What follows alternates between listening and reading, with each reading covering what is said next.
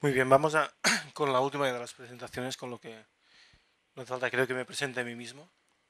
Así que voy a empezar justamente con la presentación. Intentaré ser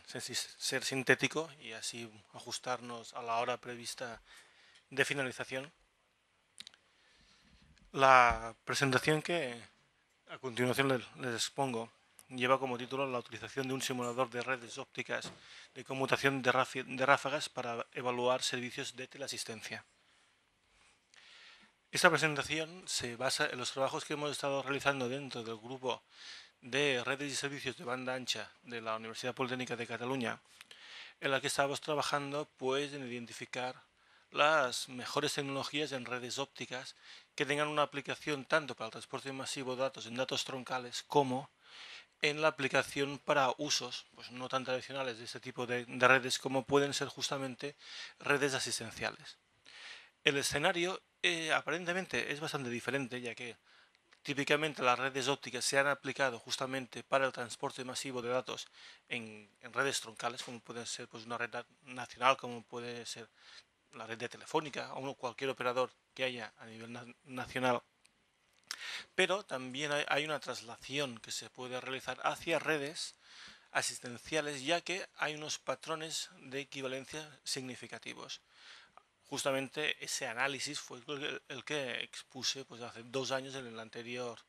congreso del DRT for All y pues está absolutamente a su disposición. El escenario general pues consiste en un entorno en el que tenemos un conjunto de usuarios al cual vamos a, entre comillas, monitorizar, censar, al que vamos a tener un poco bajo tutela y en el que evidentemente no tienen por qué estar encerrados pues en un centro residencial, sino que simplemente van a interactuar a lo largo pues de unas calles o de unos edificios. A partir pues de un conjunto de sensores que pueden estar distribuidos a lo largo de todo lo que sean edificios, calles, residencias, pues un centro de control va justamente a recibir los resultados de estas señales y a partir de ahí, en el caso necesario, pues avisaría a un conjunto pues, de servicios de emergencia, que es la definición básica de cualquier servicio de teleasistencia que está actuando en esos momentos. Donde hago inciso justamente en la presentación, pues justamente en la infraestructura de red. Justamente porque montar cualquier infraestructura de red es evidentemente caro y como hemos visto en la presentación que he habido justamente esta mañana en la Key Conference con el doctor uh, que nos ha presentado justamente la necesidad de poder simular, ya sea en 2 dimensiones, en 3 dimensiones en su caso, cómo se pueden optimizar los sistemas y cómo se puede obtener un mayor rendimiento, pues lo mismo hemos hecho nosotros, de manera que cuando empezamos a analizar la viabilidad de utilizar ese tipo de redes en servicios justamente de teleasistencia, identificamos un conjunto de problemáticas que se podrían parecer mucho a las que había en las redes de transporte. Por ejemplo, un problema clásico en transportes que es ser un medio óptico, por fibra, ya que las señales van por fibra óptica, pues la señal va más rápido que la capacidad de procesado que justamente tienen la mayoría de conmutadores ópticos, sobre todo por la conversión optoeléctrica que se produce. Y justamente, en cambio, en un entorno asistencial, el hecho de estar enviando un montón de sensores, pequeños paquetes de información, se produce una gran cantidad de paquetes de muy poca longitud y consecuentemente otra vez se puede dar la misma situación análoga en la que pues, los conmutadores pueden tener también problemas por la capacidad de conmutar el volumen tan grande de paquetes. Así pues, desarrollamos un simulador realizado en MATLAB. Es un simulador, básicamente trata a nivel de scripts, con lo que realmente en estos momentos es un simulador bastante duro de usar, solamente a nivel de técnicos, pero que nos permite modelar cualquier tipo de red. Así pues, una vez tenemos el modelado de una red justamente de conmutación óptica de ráfagas que se caracteriza por agrupar en los extremos de la red, en agregar el tráfico en grandes estructuras de datos, en grandes ráfagas y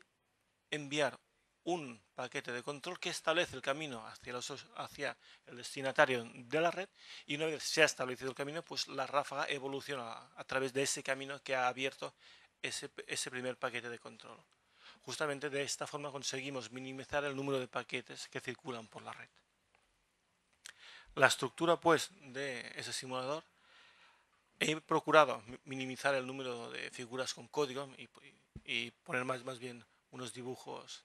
más simpáticos para amenizar un poco la presentación. Justamente el simulador consta de diferentes bloques. El primer módulo, evidentemente, es un módulo que nos permite definir perfectamente cualquier red. A partir de ahí tenemos un módulo de simulación, un módulo de análisis, otro módulo que nos permite almacenar toda la información, y finalmente un módulo que nos permite visualizar los resultados. Con lo que las transparencias siguientes que voy a pasar es a caracterizar los componentes que forman cada uno de estos módulos. El primero de ellos, el módulo de definición, tiene un conjunto de bloques, el principal de los cuales es permitirnos definir la topología de una red OBS. En este caso, nos permitirá establecer cuántos elementos constituyen esta red. Hay que notar que en este punto no se define una red clásica TCP/IP, ya que se considera que todas las redes TCP/IP que se agregarán a esta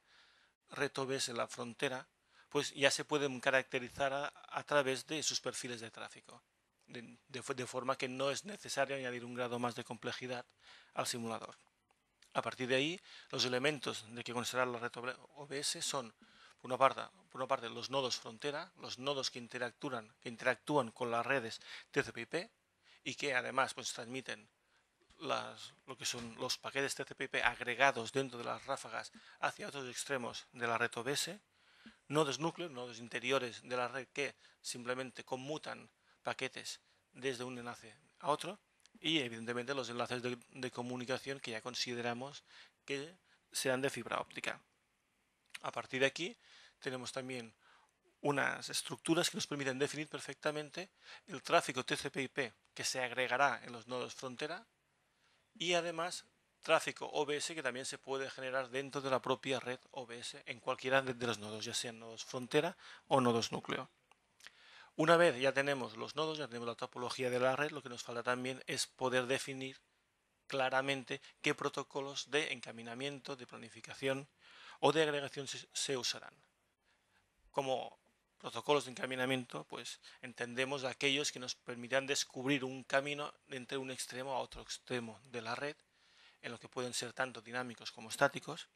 Como planificación, hace referencia a qué mecanismos se usarán dentro de la red cuando haya congestión, cuando haya conflicto, cuando un enlace está ocupado, pues cuáles de las ráfagas que en esos momentos compiten para poder acceder a un cierto enlace tiene prioridad, y qué pasará, se podrá almacenar, no se tendrá que descartar. Y finalmente, los protocolos de agregación que habrán los nodos frontera, es decir, cómo vamos a agregar, cómo vamos a juntar justamente todos esos paquetes TCP/IP más pequeños en las grandes ráfagas. Todo esto, evidentemente, en estos momentos está programado a nivel de scripts de MATLAB.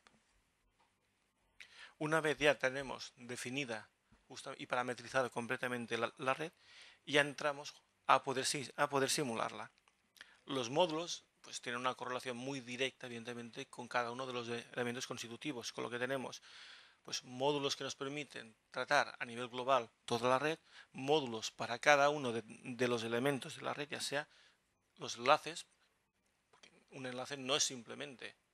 un canal, que simplemente podríamos decir lo que entra sale, sino que podemos tener en cuenta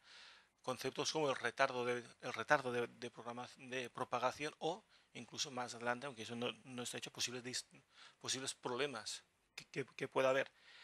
Aunque a pesar que podamos pensar que en una fibra óptica nunca hay problemas, pues también pues una fibra óptica puede tener algún problema. Por ejemplo, se puede cortar una fibra, con lo que también debemos poder plantear que en la red haya problemas de comunicación entre los enlaces. En estos momentos ya no hablaríamos de definición de lo que sería tráficos TCP, IP o OBS, sino ya estamos hablando de generadores. Y estos generadores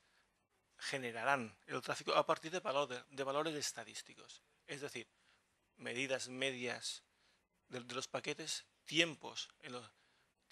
retardos medios que se puedan aplicar y evidentemente diferentes tipos de distribución para poder crear distintos tráficos, desde un tráfico uniforme a un tráfico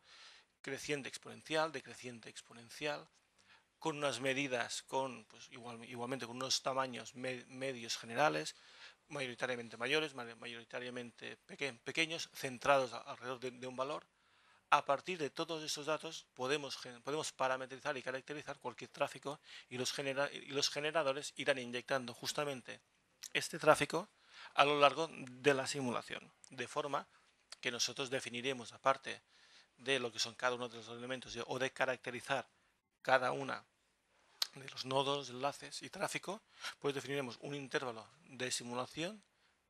que puede ser tantos segundos como creamos necesarios o tantos paquetes como creamos necesarios, y de forma semi-aleatoria, pseudo-aleatoria se irán generando. Digo pseudo-aleatoria ya que MATLAB, la mayoría de funciones que posee, son pseudo-aleatorias. Se pueden hacer realmente aleatorias considerando una semilla basada en el reloj, por ejemplo, del ordenador. Y finalmente, evidentemente, cómo van a analizar y cómo van a tratar justamente estos paquetes, pues los protocolos de encaminamiento, planificación y agregación, pues actuarán en cada caso. Hay un punto realmente interesante, y es que justamente el resultado de todos estos análisis es la obtención de un tráfico OBS. Y es un punto importante ya que se genera realmente una gran cantidad de datos. De forma que nos vimos obligados a trabajar con dos tipos de estructuras. Por una parte, una estructura de tráfico temporal, que es la que se usa en el momento de la simulación, a lo largo del tiempo, evidentemente, y es una estructura de datos que tiene un gran volumen. Y uno de los grandes problemas que hemos tenido justamente problemas de memoria, de ocupación total de la memoria. Hemos descubierto técnicas para poder trabajar mejor con ese tipo de estructuras que al principio pues no habíamos previsto. Por